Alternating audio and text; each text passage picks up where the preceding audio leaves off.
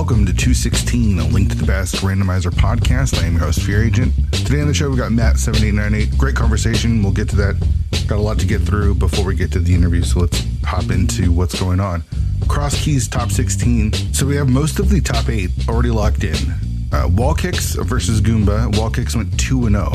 So my prediction of Goomba versus Ramond last week, completely out the window. You don't want me to pick you in these tournaments because my predictions are always wrong. Gamma Chew 2-0 versus Willard J. Bradley. Wall kicks versus Gamma in the top 8. Great matchup. Good friends with both of these guys. If I'm gonna give the edge, and I'm sorry for doing this, Wally, I'm picking Wally. I'm gonna pick Wally. Love Gamma. Both the guys are awesome. But wall kicks is just so good at cross keys. So I'm going to take wall kicks there. Telethar versus Top Life, with Telethar going 2-1 over Top Life there. Illis 2-0 versus Breve. So we have Telethar versus Illis in the top 8. Illis, one of my favorite all-time runners. Back when I first started getting into the community, I volunteered as the SG Daily helper when the SG Daily races were pretty big. And there was a running joke that I'd always put Ellis in the restream. It wasn't really a joke. I'd always want to put Ellis in the restream because I really enjoy watching Ellis run. Ellis is another person I need to get on the show like as soon as possible. Telethar, honestly, I wouldn't have been able to tell you who Telethar was 6 months ago. But Telethar has just come and crushed, especially in entrance, and has just put up some really impressive results. I'd really actually like to talk to Telethar too and kind of hear his story and just talk about how quickly it seems that he's come and just started dominating. I'm sure there was work put into it, but really like to hear his story. So we have Telethar versus Illis. I can't pick against Illis. I'm going to go with Illis there. Had Humbug versus 2C, with Humbug taking it 2-1. Big fan of both of those runners. And then Ramond versus Artie Walsh, with Ramond taking that 2-1. So one of my picks is still alive. So we have Humbug versus Ramond in the top 8. Two runners that I just have so much respect for and are really good at this mode specifically. They're good at the game, but really good at entrance and cross keys. I can't pick against Ramond because I picked him in the finals, so I'm going to take Ramond there. But I wouldn't be surprised if Humbug won either. And then the final two matchups still need to be determined. It's Zelga and CS Tudor are tied 1-1, and Scholzer's up 1-0 versus Megawatt. I'm going to take Zelga over Tudor. And as much as I want to pick Megawatt, I'm going to take Scholzer with the 1-0 lead over Megawatt. So we'll see what happens there. Kaz Boots tourney almost wrapped up. We had Gamachu over Chloe Prower and Bwain over Hitzian. That puts Gamachu versus Bwain in the top 4. We've got Gem over GGW, which was a match that I did a commentary for with Clearmouse, the one and only Clearmouse. If you've got less than an hour to watch a race, this is the one to watch because it's a quick one, and it was a close one. It was a great match to watch. We had Gem over GGW, and we had Rob J. Beasley over Teto. So Gem versus Rob J. Beasley in the top 4. Rob is another runner that I'm not really familiar with, but has done a lot of winning lately. I believe he does some NMG and has a good NMG time. Not 100% sure what his time is, but no, it's a pretty good one. I can't pick against Gem. Gem is just like the Kaz Boots master, so I'm going to take Gem there. So I have Gem in the finals. Do I pick Gamma or Bwain? As much as I want to see Gamma in the finals, I'm going to take Bwain and have Gem versus Bwain in the finals. And I don't know, let's say Bwain with the W. The Kaz Boots AD Keys tournament is starting. 112 runners. Good luck with that. The NFL is back, and I'm very, very happy. The first week of the NFL was excellent. The Seahawks, my team, played tonight against the Denver Broncos and Russell Wilson. I'm sweating. But the first week was great because my team wasn't playing on Sunday. And I spent from 10 a.m. to 8:30 p.m. or whatever watching football. It was glorious. It was like one of my favorite days in a long time. Very happy NFL's back. All right. So on the show today, we've got Matt7898, one of my favorite runners, just an awesome dude. Someone I really, really look up to and admire in the community. Just awesome dude. Super chill. Super good at the game, and there's no like drama. You never see Matt's name in any drama. He's just here to have a good time playing video games and be really good at it. So I really like that about Matt. Composed, he's really funny, as you'll see in the interview. He's so even keeled, and just a really good dude. Like, I was really excited to do this one and really excited to hear his story and get to know him a little bit more. So yeah, let's not waste any time. Let's get into it. Matt7898. All right, Matt, I think you might be the first Canadian I've had on the show. So, no, actually, I had Solsky on the show. Never mind. So you're not the first Canadian, but you're probably the nicer of the two Canadians. Probably more like a typical Canadian because you're drinking beer and you're playing hockey and you're very cordial and nice. Well, I appreciate that. Yeah. Well, Solsky's an Ontarian, so they're a little bit meaner. You know, I'm a friendly Atlantic Canadian, so that's you get a little easier from us. So I'm hoping for some good Canadian charm to go on here. I mean, one of the best moments in Rando, I think, in all of Rando in the last like 6 years that it's been around or whatever, is you winning SGL and cracking beers on the cams, which felt why else have a camera if you're not going to right. crush a few beers on the show? Right? You got to celebrate your win. Yeah, and you did it. You didn't just like open up a beer. You like shotgunned it, man. It was impressive. Thank you. It's a lifetime of building skills, you know? If it wasn't your first time, I could tell. No, it was first time in a while, not going to lie, but certainly have some experience in the past. Yeah. I've told you this many times. You're like one of my favorite runners in this community. I love the way you play the game, and I like the way you handle yourself. You're not here to like become a partner on Twitch, and you're not here to like whatever. You're just here to have a good time and play the game, and you're really good at it. So I'm excited to talk to you today. Yeah, thanks. I appreciate that. The kind words you said about me a few episodes ago, meant a lot. I didn't really know you thought that. Like, you and I know each other a little bit, but I've always had a ton of respect for you as well. So it's kind of cool to be here and have this conversation. Yeah, man, I really look up to the way you handle yourself and the way you play the game. So I think let's just kind of start in the beginning. Like, where did you find Randomizer? So the first exposure to Rando was the 2017 Key Sanity tournament. So that was going on in the winter around November, December, I believe.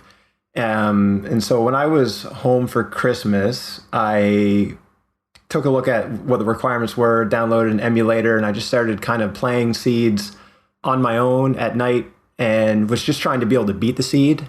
And so by watching the Key Sanity tournament that was going on and by just kind of playing by myself, I was able to kind of learn where all the items were. And I think my first SRL race was on January 1st, 2018.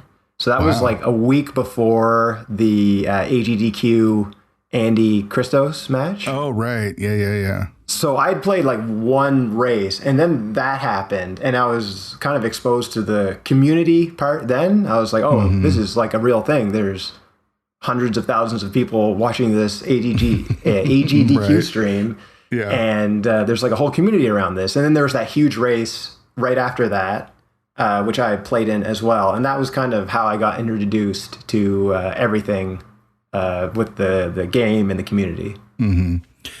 All right, so let's rewind it even more then. Were you playing video games a lot as a kid? What did you grow up playing? So I think it was like Christmas 1993. I got a Super Nintendo with the pack-in Super Mario World and A Link to the Past. And that was packed in? No, I got A Link to the Past separately. I see. I see. And that was my first exposure to video games at all, I think. I think maybe I saw one of my parents' friends had an NES at some point. But my parents got me that, and I was hooked immediately. I loved A Link to the Past. It was my favorite game. I just played it constantly. I only had 2 games, so you didn't have too much choice. But I remember, God, it took me forever to beat it because I was so young. But I remember the day that I beat it. I remember going to elementary school. I don't know, it was grade 3 or 4 maybe, and going up to my friends. I was like, boys, I beat A Link to the Past. And they were like, oh my God, we're coming over after school. And so all my friends came over after school, and I beat Ganon for them. And it was pretty cool. That is awesome. That's like how memories are made for sure. So Super Nintendo was your first system. Did you stick with Nintendo as it evolved and you just got older, or did you move on to other gaming? Yeah, so I got a GameCube in, I don't know, probably junior high. And so in like high school and college, I didn't do that much gaming. I kind of switched to Xbox for a while and then to PlayStation, although I do have a Switch now, but like I wasn't really into like Smash or any of the competitive Nintendo games. I didn't really play that many video games through my 20s. I was kind of busy. I also played I played a lot of poker as well. That was kind of where a lot of my focus was. That is kind of gaming adjacent, I guess you would call it. Yeah, totally. So I played a little bit of Call of Duty here and there, but like seeing what some of the other people in this community were doing, it was nothing near that. It was like very casual on and off gaming. So how deep into poker did you get? Pretty deep. I was playing, I don't know, quite a bit. I tried to make a living doing it, but I just never made enough money to make it worth not continuing my career path. Sure. Were you doing online poker or was it in-person poker? How were you playing? Both, mostly online. Oh, okay. I was never really good enough to call myself like a professional, but I did play a lot. I played a lot of cash games, and it was fun. I really loved it. I really loved the strategy aspect. I don't play anymore, but like seeing how that game has evolved into the way people play now, it really blows my mind because we had no idea what we were doing back in the, mid-aughts or whatever. It's like 2005 to 2010. Did this come from like the Chris Moneymaker boom? Is that kind of how you found poker, or were you trying to go to Vegas or Atlantic City or stuff, or World Series poker? Just like watching it on TV, I guess, where I first got exposed to it. And so I kind of got exposed to online poker through like the 2+2 forums and stuff like that, and learning about it there and meeting people there. It was just like when you're, 18, 19 and you have an opportunity to make way more money than you would at your job. Like I was making like $6 an hour at my job, right? And I can play like cash games where I have like could win hundreds of dollars at a time. It was, a much more attractive option than, some retail job. Sure. The problem is like sometimes you don't win anything, right? Like sometimes it just doesn't go your way. Yeah, and I was never really good enough to like really do anything sustainable. And so when I went back to grad school, that kind of died off and I don't really play anymore. So you take a little bit of a break to play poker and stuff because it sounds like life in general was just kind of busier. What kind of brought you back into gaming? Was it Link to the Past or was there other stuff pre-randomizer? So the first thing I really got back into was a PC game. It's The Binding of Isaac. Okay. And that's what got me into Twitch as well. This was around, 2014 or so. And so I kind of discovered Steam then and started gaming a little bit, although I still really wasn't gaming that much. It really wasn't until ALTTP that I really started getting heavily into gaming again. But around that time is when I started watching more Twitch and started kind of entering that world, as you would say.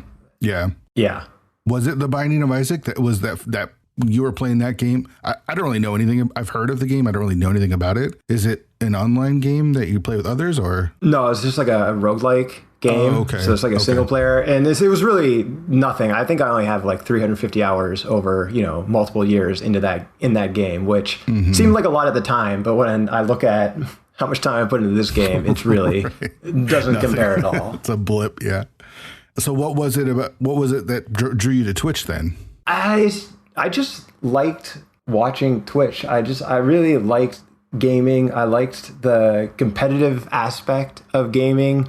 I always found it super interesting. And, when you watch Twitch, you can do something else at the same time. And you can play games while you watch Twitch. You can work. And so it was just something nice that I would just kind of have on a tablet whenever I was doing other things. I see.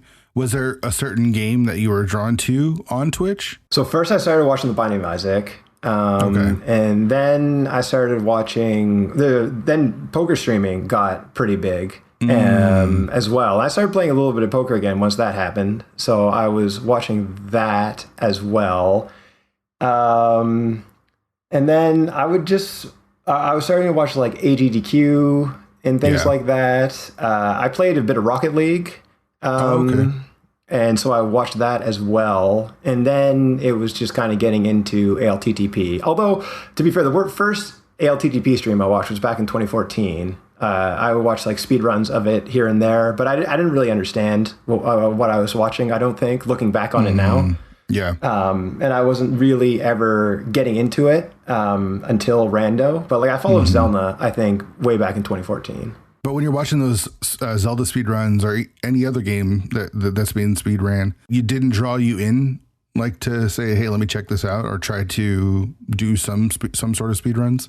I was always interested in it. I was just not in a place in my life where I could dedicate the time to it. I think I discovered Rando kind of at the perfect time where I was kind of in a place with my career and my personal life where I was kind of settled and I had the time. And when I saw this, I was like, oh, this is awesome. And I have the time to do this. Let's like dive into it. And so it sounds like you saw it and were like immediately like, let's do this. And so you said you downloaded the emulator and started just trying to figure out how to play the game. Yeah. And I started like racing immediately. And like, you can even look at my SRL stuff. Like after that AGDQ race, like I was racing fairly consistently, for the last four years, I guess. So, I mean, you're really good at this game. Were you putting up results right away, or what did it take you a bit to get, consistent results? I think it was okay right away. So the first tournament I played was the 512 Swiss, which was in the spring of 2018. And so I went 2-0, and then I faced Ari, actually, a young green Ari PS, which is pretty cool looking back on. And then I lost to him, and then I lost my next two races, and then I was going on my honeymoon, so I just dropped from the tournament at that point. But like I didn't really know what I was doing. Mind you, none of us really knew what we were doing back then. Right. But that was kind of the first exposure to it. And then there was a 2018 fall tournament, right, as well. And so I qualified for groups in that. And so that was the weird 6-man groups where you had to play 15 matches. You remember that? Were you in that one? I was. And so I was against Ari. I was in Ari and who else was in our group? I can't remember, but it was a tough group. Yeah. So I had an extremely tough group as well. So I had Andy, I had Blaine, I had Killer App, I had McLagging, and I had someone else. I forget their name, but I don't think they play in the community anymore. And this was kind of my first exposure to Andy. Well, not my first exposure, but like when I really got to know who Andy was. Yeah. Because I remember I was playing him, right? And the match wasn't restreamed. And like I was brand new to streaming on Twitch. I didn't stream with the mic. I was like just doing this because I had to. And I looked at my viewer count. I had like 140 people watching me. And I was like, oh, God. And I was kind of messing up, too. Yeah, a little bit. And like he was Andy back then, right? I had no idea what I was doing. He kicked my ass. So, totally. And then like, actually, it was really getting crushed by Blaine that kind of got me into looking into like the speedrunning side of the game more as well. Because after that, I kind of started watching his streams a lot. And I really kind of related to him. Like him and I are, around the same age, around the same stage in life.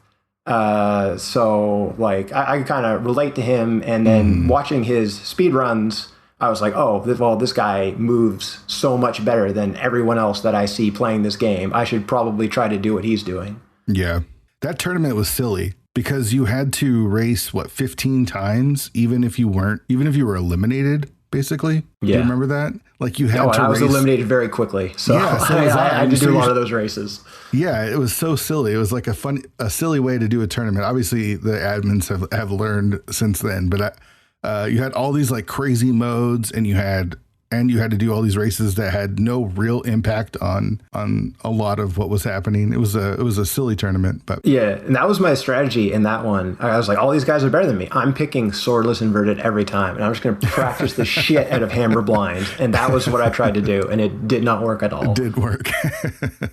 So do you feel like you're like pretty inclined to being good at games? Like, because you immediately qualified for, I guess the 512 you just signed up for, but qualifying for that Fall 18 tournament, if you look at a lot of the names that didn't qualify that are like staples of the community now, it wasn't that easy to make that tournament. So, do you have like a natural, I guess, gift towards gaming? I would say when I was a kid, I was one of the better ones of my friends playing games. You're showing them how to kill Ganon, man. Yeah. Yeah. But like, I don't know. It kind of goes both ways. I do feel like I was able to pick up this game pretty quickly. But when I look at where I am now, kind of in relation to the people who I would consider are like my peers in the game, I think that I am not nearly as talented as a lot of the good speedrunners at this game. I feel like I've had to work quite hard to get the ability that I have, more so than a lot of people. And mind you, it's easy to say that because you don't see everybody's journey the way you see your own, right? Right. But I worked really hard to get good at this game, and I don't think it came as easily to me as it did some of the people who I would consider like my peers. Sure. So you do the 2018 tournament. Are you finding like your clique, your group in the community? Is it Boyne mostly, or who you No, like him and I weren't even really friends. I would just like pop into a stream every now and then. So I would say gaming has never been social for me. It took me a long time to kind of get into the social aspect and kind of find a group of friends in this community. It's just when I got home and I wanted to play video games, that was always my time. I'm going to shut the world off. I'm going to turn off my phone. Like if I would go on PlayStation, my friends would be sending me like requests to play games. I'd just go on Appear Offline. It's like, if you want to hang out, come over. Like I'm at home. I'm just going to chill.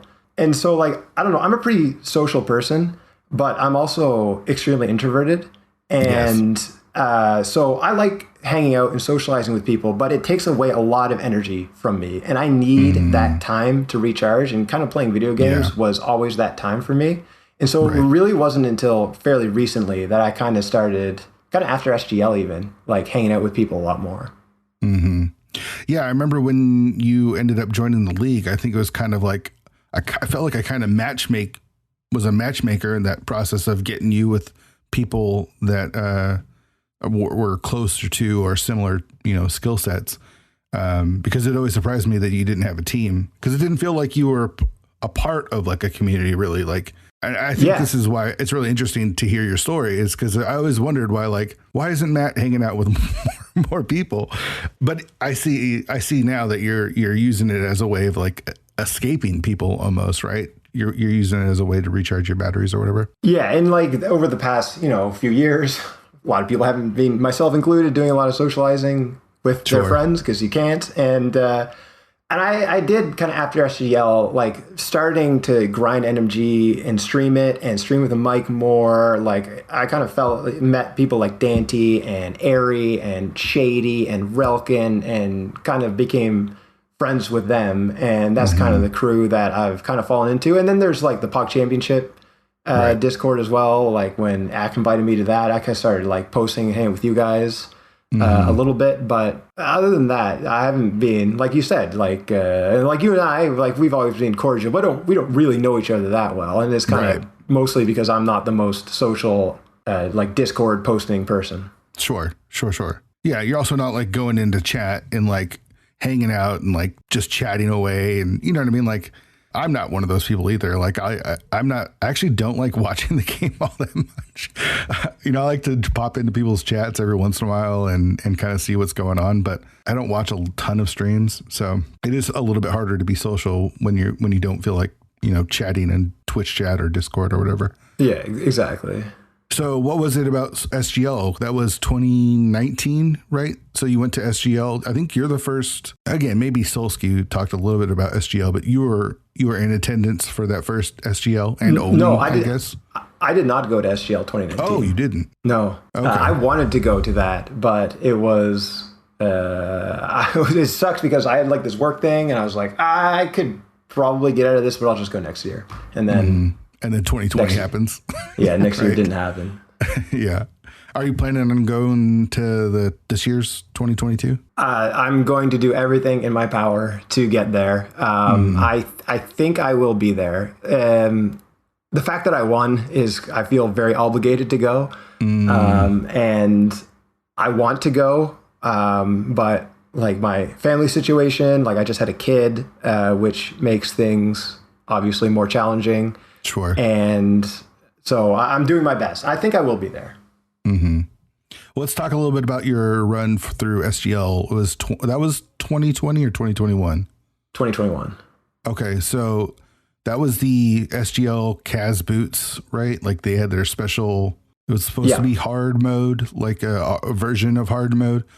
Kind of just walk me through your run through that and what you thought about the mode and how you were feeling as you're going through it. So the mode, I think the mode is great. I think it's a good combination of, especially the health, like the kind of slow burn on health. I kind of like that it had silver arrows as well, because there's a lot of rando specific things you can do with that. I really liked the mode. I thought it was well designed, and I think they're going to keep the same mode for this one, but I don't actually know. And so qualifying, I didn't have the best qualification. I don't exactly remember what my seed was. I did win one of the qualifiers, but I had a couple of bad performances. There's one that was a hover seed, and I'm not the best hover, and I really struggled like in the moment with the hover, and so I had a bad performance there. But going in SGL, I was feeling pretty confident. There was just a ladder season that had 2 casual boots modes. And I did quite well in that. And I was #1 rank overall lifetime on the ladder at that point. And I had like a 9-game win streak in ladder casual boots that was a list of names you could easily go through an SGL bracket against, right? So I was feeling pretty good coming into it. But like before SGL, I really didn't have great results in tournaments. Like I had some really crushing eliminations from like the 2019 main tournament and the 2021 main tournament, and your 2 damn teammates kicking my ass in league. And so like I really had not had a really great run in anything. It was really only the ladder and me doing well on that had given me the confidence and being like, okay, this is something with like a big sample size and I'm performing very well in it. And so like I can do this. And so I drew not the best spot in the bracket. I was going to have to get through. I didn't end up having to play Airy, but he was in my, like, you know how there's like little groups of 8 in like a 128-man bracket. And so first I played Alex Jess, I believe it was like a French player.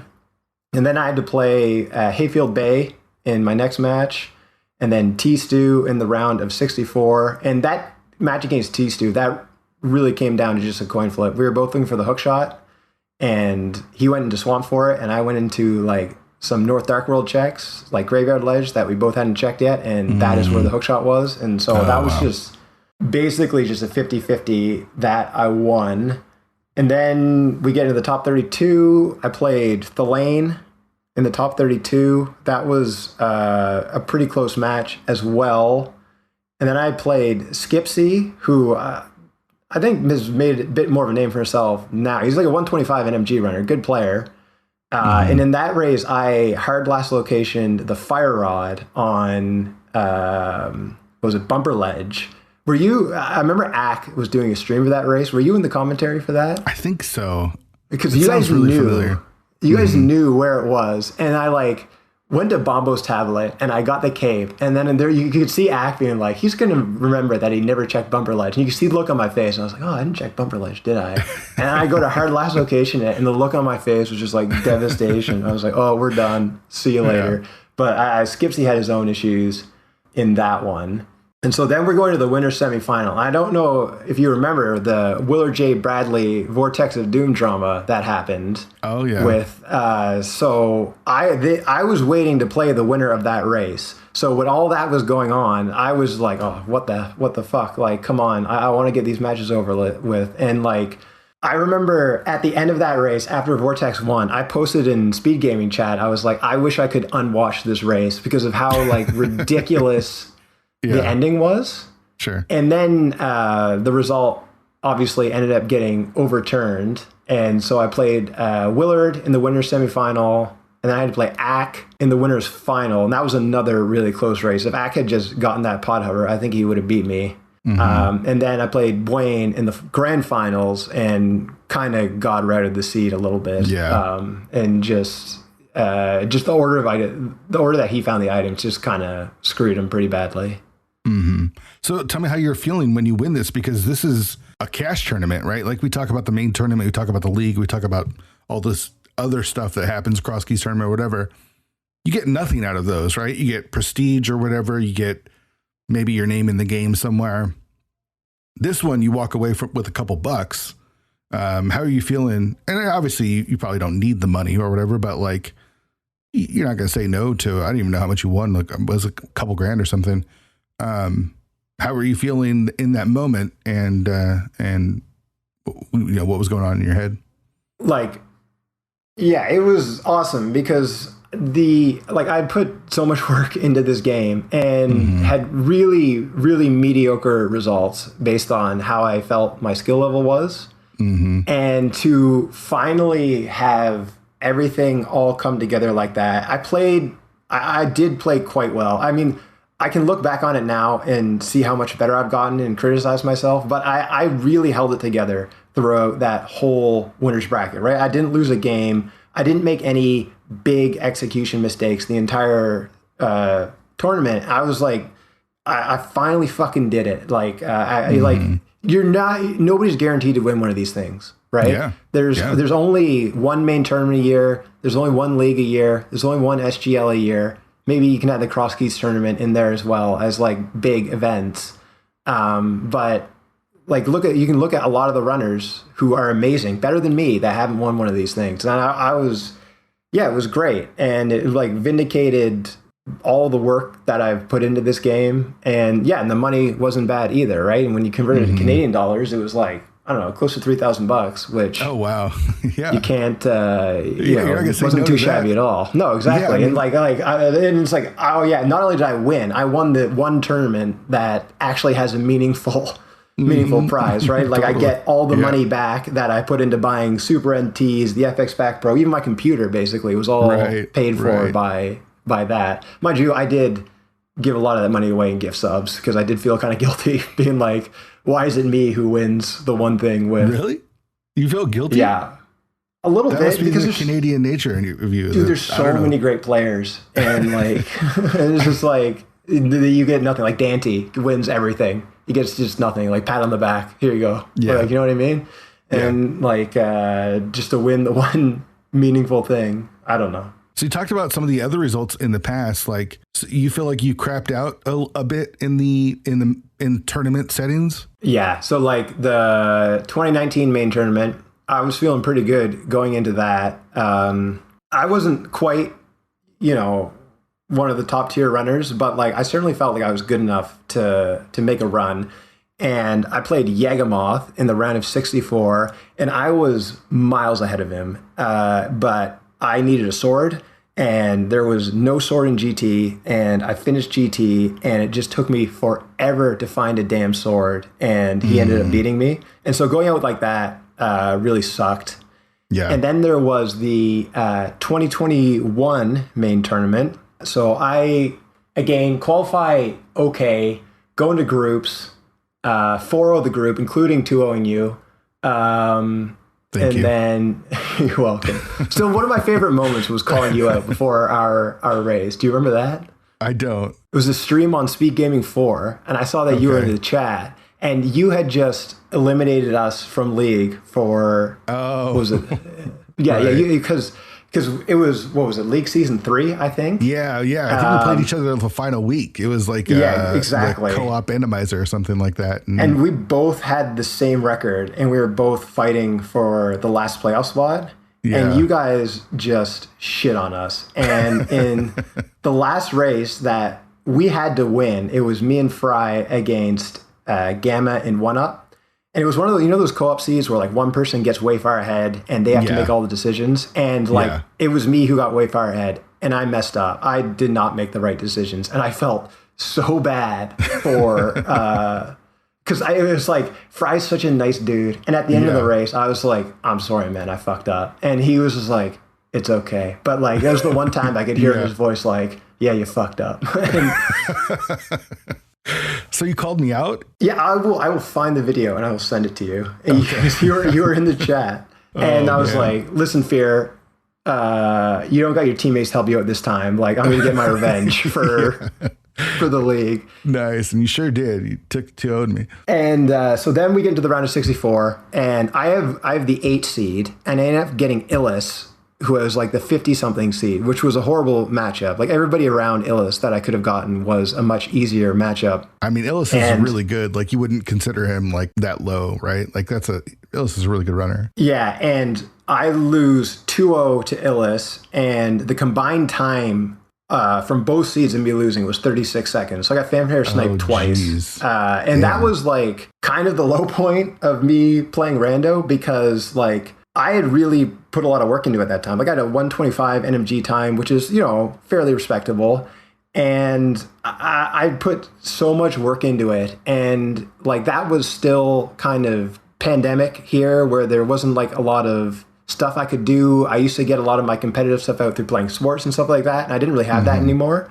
And so I really struggled with losing that one. And it also, when you watch the rest of the tournament and you see people getting into the top 16, into the top 8, and you're like, man, this guy is just not that good, right? You're like, I can see the things that you're doing wrong. And this is not to talk bad about anybody.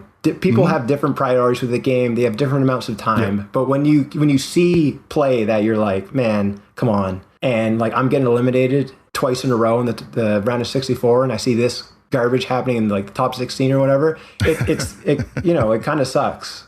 Sure. I mean, here's the thing though. We play a randomizer, right? Like it's one thing when you're playing, are you doing NMG or something that doesn't have that sort of like randomness to it, but some people just get that lucky streak going and it's like, it's pretty nuts. Yeah. And there's more than one style to play the game that works as well, right? It's not just pure execution. And like you said, small sample size but it's just like, this is the only chance you have, right? This is what happens. So that was like a bit of a struggle for me, like the amount of time and like wanting to get good results.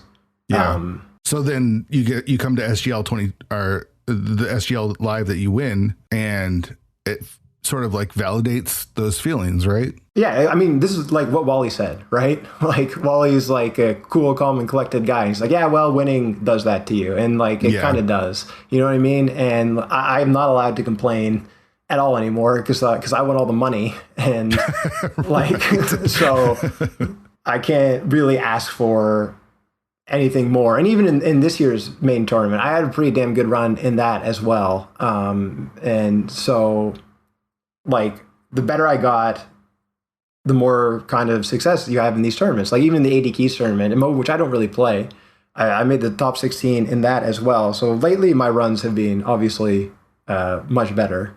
Mm-hmm. Do you attribute it to the time you've spent in NMG? Yeah, basically. Really?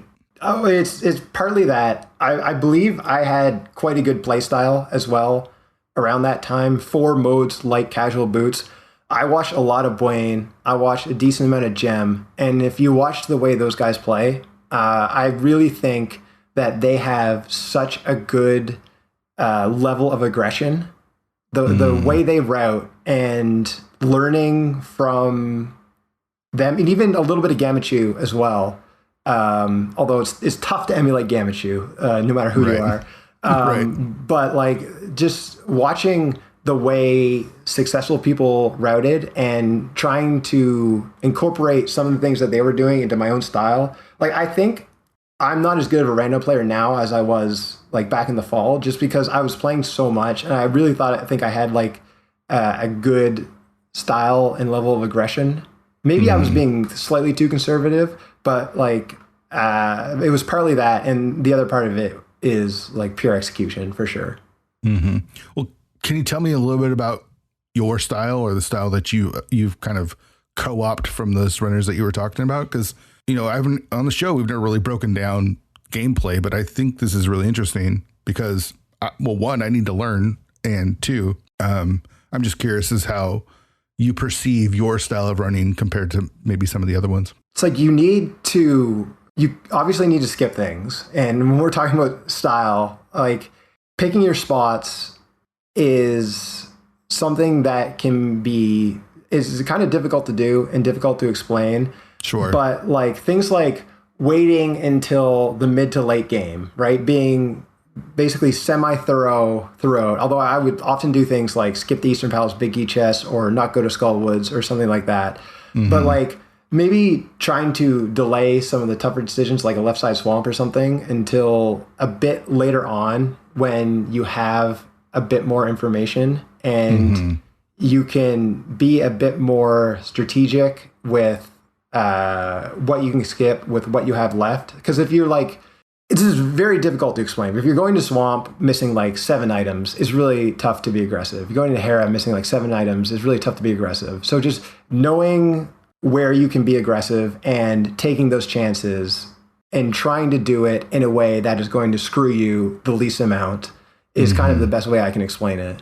Right. So if you're one item from go mode, skipping left side swamp feels more akin to what you'd do in that sort of situation. Yeah, and making plays like going to Skullwoods, go to Mothville, like get an item, just get the hell out of there. Like you're gonna waste 3 minutes trying to find your piece of heart in the Skullwoods big chest. Like, right. You know what I mean? Right. Yeah, totally. So we talked a little bit about NMG, but you kind of became an NMG main almost for a while there, and you still run NMG, I think. Not as much as you used to, but what made you make the jump into NMG and to kind of talk about your experience through that? So I had always kind of had an on and off relationship with NMG. I would play it for a little bit to try and get better, and then I would just mostly play rando. Like coming into the fall of 2021, I would say most of my completed NMG runs were just doing the NMG weekly.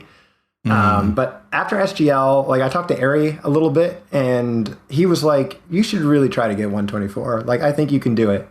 And so at that time I had a 125, but it was a 125, 59 and like 50 frames. It was like sure. Barely a 125. And I was like, you know what? I'm going to go for it. I had the time, there's still pandemic things going on.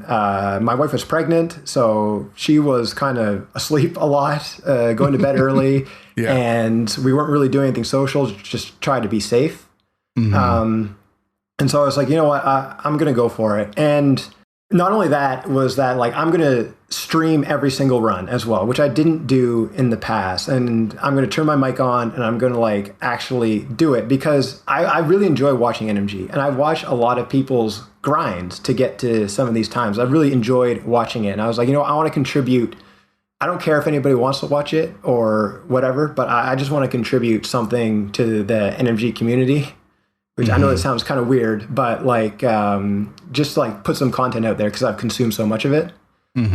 And it was hard. I had to learn a lot. Like I really didn't know a lot of the intricacies, and you really kind of need to know what you're doing to get a 124. You can still make a lot of mistakes and get a 124 because people, I mean, obviously you can get a 122 now. We've seen that. Right. But when I started grinding, I didn't really realize how little I knew because I had good movement and good boss fights, but a lot of the nitty gritty stuff I was still doing really wrong. So I really had to kind of break down what I was doing and build a lot of it back up again. And like I said before, I'm not the most like naturally gifted at this game. I watched guys like Relkin, who is probably going to be the next 124, and it comes to him what it looks like to me very easily. I don't know what he's doing offline, but I hang out and do a lot of runs with him, and seeing how fast he's improving, I was like, man, this guy's getting better much more quickly than I did. Like, so it started kind of slow, but once it got around March, I was like really starting to get into it. I think from March till the beginning of June, I streamed about 400 hours. Oh, wow. And obviously part of that was the 80 keys tournament and part of that was the main tournament. But like 300 hours was NMG. And that was just getting from 125.59 to 124.58. And it was a lot of work. And I heard from people before that have like 123s, and they would tell me 124 is the hardest hurdle because it's where you have to kind of learn the most about the speed run. If you look at the difference between like a 124 and a 123 runner, a lot of it is the same strats. They're just doing it better. Like half of the path from 124 to 123 seems like get better execution. The other half is close the gap between your PB and your sum of best. But to get from 125 to 124, for me at least, it was really learn how to actually do these rooms. And there was the other aspect of it was I was having a baby, and it was kind of, the baby was coming in June and the grind stopped in June. And it was like, I'm not going to fail. So like this must happen. And so I will do what it takes to get it done. And thankfully I did get it done. And it was as hard as people said to me. And you can see, if you look at the speedrun.com leaderboard, there's a lot of people in like the 124 5X. And a lot of people to get to 124 kind of overshoot the skill level because of like the mental hurdle of like being on pace. And you're like, okay, don't fuck it up. This is the run. You got to do it. You know what I mean? Yeah. And like, even the run that I got it, like I dropped into Ganon at like 123.12. So I needed a 147 Ganon. And if you don't run NMG, a 147 Ganon is very hard to get. Like the best Ganon you can get is like a 137. So like you need just like no warps. You need like 2 warps or less for kind of a normal-ish RNG. And like I got 2 warps and I was like, okay, this probably isn't going to happen. But the setup for phase 4 allowed me to get a double spin into triples. And I was like, oh, okay, this can happen. And I missed a spin and I thought I missed it from that, but it was still just enough. And even like when you talk about like overshooting, like my PB and NMG is not that good for I think what I'm capable of now, but I obviously I had the kid and I've kind of put it aside a little bit, although I've kind of started playing again, doing a runs here and there just because I don't really know what else to do with my time. I said I was going to stop, but it's hard to stop because every time you get to a milestone, especially when you put a lot of pressure on yourself, you usually overshoot the skill level, right? And so like I can get a 124 4X or 3X and that would be pretty cool, but I'm still kind of trying to figure out what I want out of this game still, and I guess we'll kind of see what the future holds. It does sound like you're hard on yourself too, as well. I mean, 124. What do you have right now? 124.5. 58. Yeah. 58. Yeah. So just under. I mean, that's not easy to get. And you put all that grind into it, and you put time and effort and stuff. It's not easy, and it is good. Like that's the thing is. Yeah. I mean, there's not that many. Yeah. Yeah, it's not. Yeah, there's not that many, and it's hard. It's really hard. Like I've just started kind of getting into NMG, and I can see the addiction. Like I have no desire to get like anything lower than like a 129. Honestly, like just because I don't want to put that sort of grind into it and like figure out rooms and figure out how to do all that kind of stuff. I just kind of like want to have a little bit of fun with it. You kind of have to like enjoy the process, right? You like just finding something and improving and enjoying like the improvement process is like when you start putting pressure on yourself, it starts to kind of suck. And I think another one of the reasons why it's easier for me to play now is because there's no pressure on me to achieve any time. It's just doing it for fun. But like you really got to enjoy the process of getting better. Otherwise, you're not going to enjoy NMG. Does that translate to rando as well? Because it feels like, well, kind of where I'm at is like I'm frustrated because my results don't necessarily match what I'm putting into it. You know what I mean? Like in a very similar way to NMG, but of course, then there's the randomness of like, you just didn't find the items faster than your opponent. Do you agree or what do you think? Yeah, because, well, when you lose a rando match, you can look at it a few different ways, right?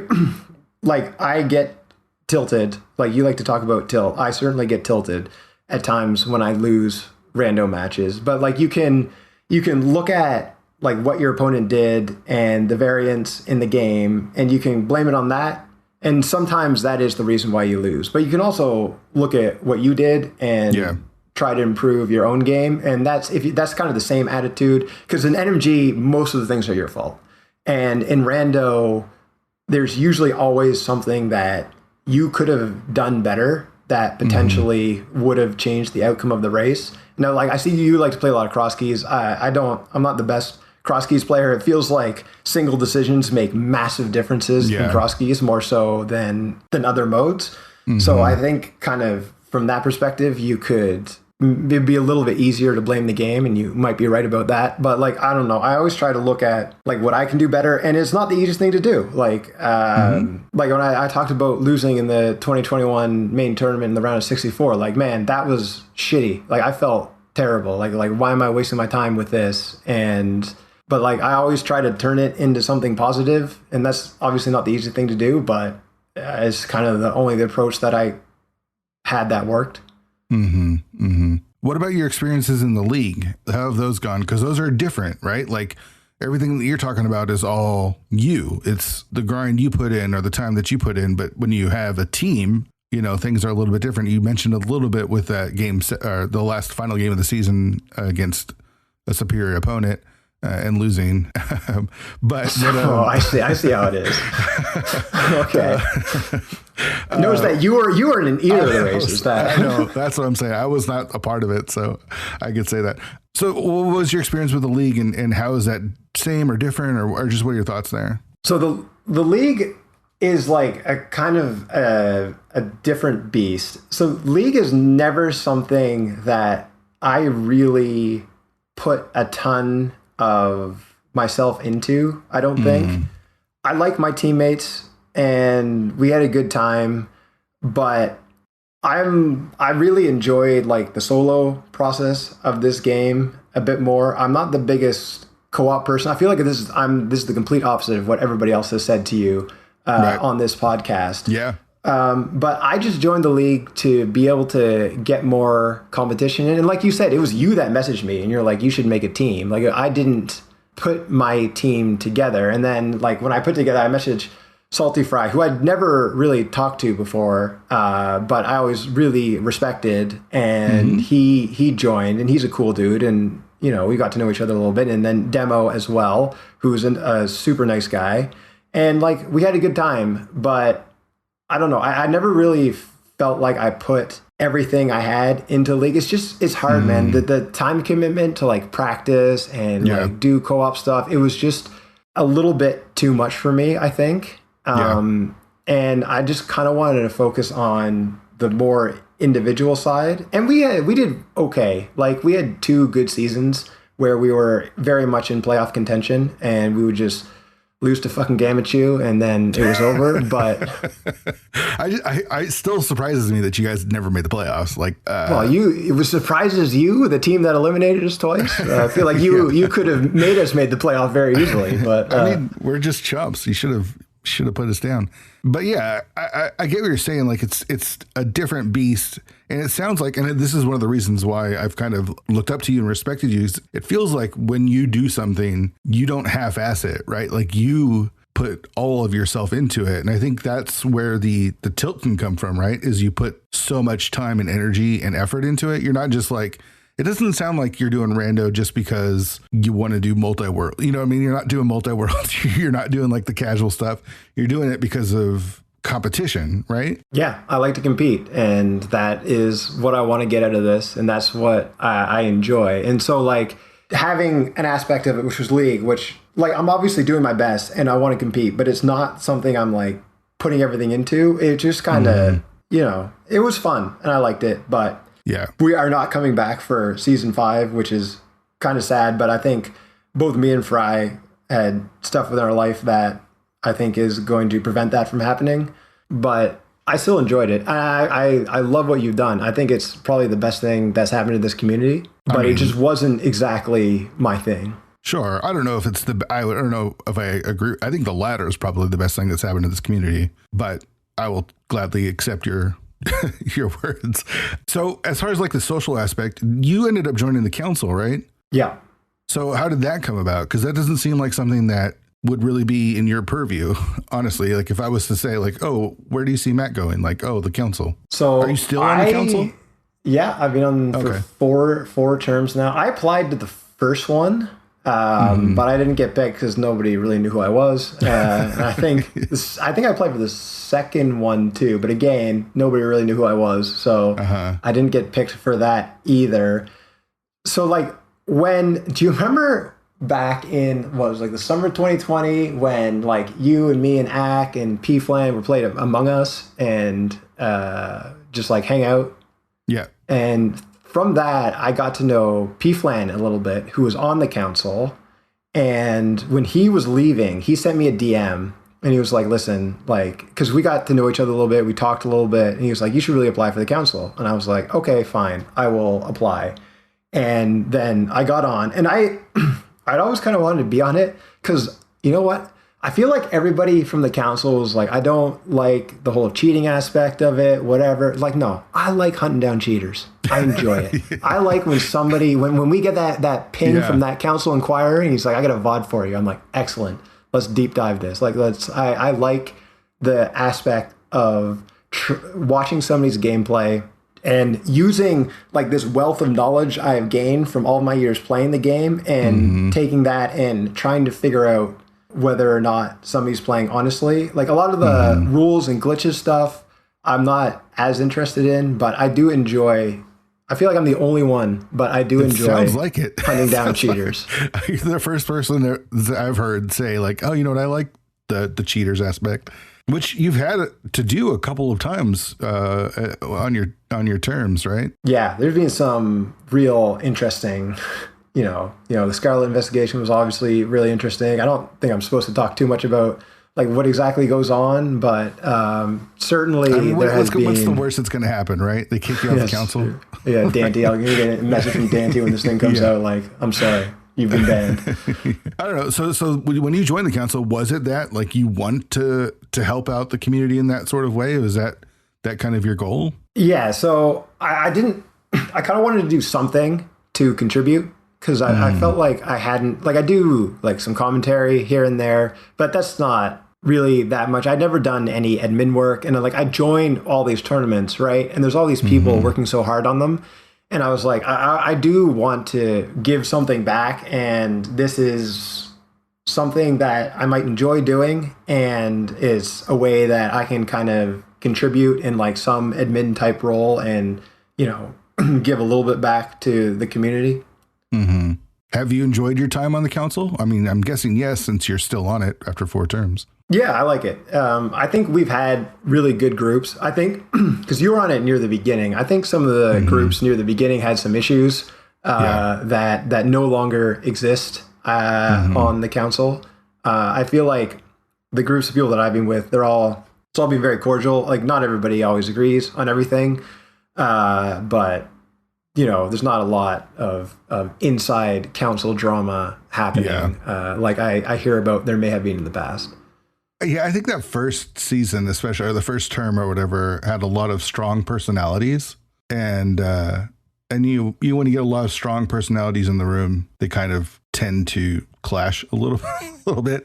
And everyone had a hard time agreeing on what the council even should be and all that kind of stuff. Yeah, exactly. You guys had to like decide on everything, right? We had a nice, or at least when I joined, there was a nice framework to work on as well. P-Train was a big part of that, of putting together like the bylaws and all that crap. He's back. So he's like the admin legal master. So maybe we'll see some more of that happening. Have you wanted to move into any more administrative moderator roles, or head up your own tournaments, or do anything like that? Or you just do like your place in the tournament and in the scene? I think I'm good where I'm at. If somebody asked me to do it, I might do it. But like when you started the league, I was like, wow, I really respect that. I don't think I have that in me to actually try to organize something of that magnitude. I don't even know if you realize how big that would have become when it when it was 16 teams, just a bunch of buds, you know, like it was way different than no idea. But yeah, the whole admin side stuff. I mean, if somebody asked me to do it, I would do it. But I don't see myself like trying to become like a comm mod or a league mod, or I'm not even in the league, so, or like a main tournament admin or something like that. No. Yeah. Where do you think the status of the game is, as far as like, where do you think we're at as a community? Are we in a good spot? Is it growing? Do you think things are going in the right direction? It's hard to tell. Like, you think that it's peaked, but then it's just, I feel like Go Mode is doing so much to bring new people in. And I think like there's a lot of the Twitch audience, I think, is growing a little bit, and that's really bringing a lot of people into this game with me. I have never talked about this game to anybody in my personal life. Nobody, none of my friends, none of my family know I won SGL. I just try to keep it completely separate. Well, I'm like, dude, I'm a 35-year-old dad. I'm not like, you know what I mean? I spend 100 hours a month playing this video, like a 30-year-old video game. But people have found me in my personal life just through like speed gaming streams, or like Racing Andy on when he's streaming his side of it. Yeah. And it kind of blows my mind, right? That like friends from my childhood would like a buddy from my childhood just like a couple months ago sent me this. He's like, "Is this you?" And I was like, "Yeah, that's me." He's like, "Holy shit, I watch Andy. Like, this is so cool." And I was like, "Yeah, here's me winning Speed Gaming Live." He's like, "Holy shit, you won!" Like, and it is pretty cool. So I do think it's growing. It's really hard to judge because we don't have like, remember when we used to have like weekly and daily races, and that was the main form of competition. You would see how many people entered those. But now there's the ladder, and there's like 7 races a day, and you don't really count how many people are in it. So it's really hard to tell. I think it's in quite a good spot, but when you look back on like back in 2018, we used to have 120 people in the Sunday Weekly. Like, are we above that? I don't know. It's hard to tell. It is. And it's always like influx, outflux, right? There's people coming, there's people going. You could probably list off a litany of names from 2018 that we used to play with that don't play anymore, right? But then there's a whole bunch of new runners and things like that. Gosh, we're already at an hour. Let me ask you a couple more questions, and then we'll wrap this up and get back to taking care of your baby. Far away. Some guest questions in the Discord. So when was the moment that you said, or have you had this moment, and I'm sure you have because you know that you are, I'm really actually good at this game? I think when I won my ladder season was when I realized that. As a game, like, it was December 2020. It was a game I'd like never won anything. The ladder was kind of new, right? And I was like, I'm going to try and win one of these overall ladder seasons. And I remember it really came down to the wire, and Andy was trying to win as well, and he was hunting my ass down, and he almost caught me, and I was able to hold him off thanks to, I believe it was Ravis beating him in a reduced crystal seed, which was fantastic for me. But I think, yeah, exactly. So to Ravis, nice guy. And at that point, I was like, okay, like, this is, something. I'm playing 101 against, everybody's highly ranked, and was able to win this ladder season. I think now I can call myself good at the game. You've kind of answered this a little bit, but who are some of the folks you look up to in the community, and why? Yeah, I think like Blaine, probably. That's kind of who I started watching a lot after he smoked me in the 2018 main tournament. Mind you, I was able to get my revenge 3 years later when it really mattered in the SGL finals. But that's someone who I always, kind of looked up to. I'm trying to think who else. I would say Ari in terms of NMG, and I didn't really watch Ari a ton until I think, maybe in the last year, but he really kind of encouraged me to grind NMG more, and we've done runs together and voice call, and we've become friends. He's just such a good dude. And he's just so damn good at the game, and he's such when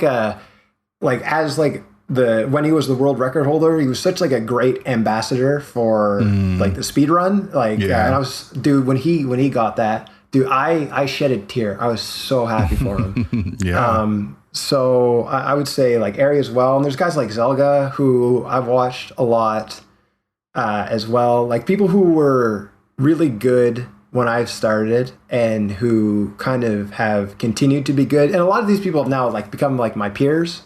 Which is pretty cool. And there were people that I looked up to in the beginning, and now, I'll just pop in the stream and like say what's up. Like Blaine will pop into my stream and be like, hey, how's your kid doing? And like, so I guess those would be the names for the most part. Is there anyone you've wanted to race yet but haven't gotten to? Gamma Chew. I've never 1v1'd race Gamma. It was only ever been in co-op. Oh, wow. I don't know quite how that happened. I was kind of going down the list of people. For the longest time, it was Airy, and then I ended up racing him in this year's main tournament. Although I did race him in that 5-12, so that doesn't count. We were noobs back then. But I think like basically everybody else who I would ever kind of want to race 1v1, I have. Yeah, I mean, you've been around for so long that you've done a million races. So, what's your saltiest moment in Rando? Probably losing to Illis by 5 seconds to get eliminated from the 2021 main tournament. Because, like, the fanfare starts, and then you're like just before the door opens, and like the game one was kind of ridiculous the way I lost that one, and to lose by 5 seconds when it was like this is going to be the year where I do something, and it's just like nope, back to square one again. That was probably the lowest moment for me. But I also got my revenge on Illis in this year's main tournament. So yeah, comes back. All right, before we get to the tilt question that I ask everyone, I'm going to ask you what mode should be ran this week on the 216 weekly? Ooh, SGL casual boots. All right. 216 weekly this week will be SGL casual boots. All right. So the tilt question, you've heard me ask it to everyone. How do you handle tilt? What's your advice for handling tilt? Or do you even have a way of handling tilt? Do you just let it be? So I have an emote in my stream. This is something that Danny mentioned in his episode. It's the Russell Jimmy's Gorilla. And it just says, there is no need to be upset.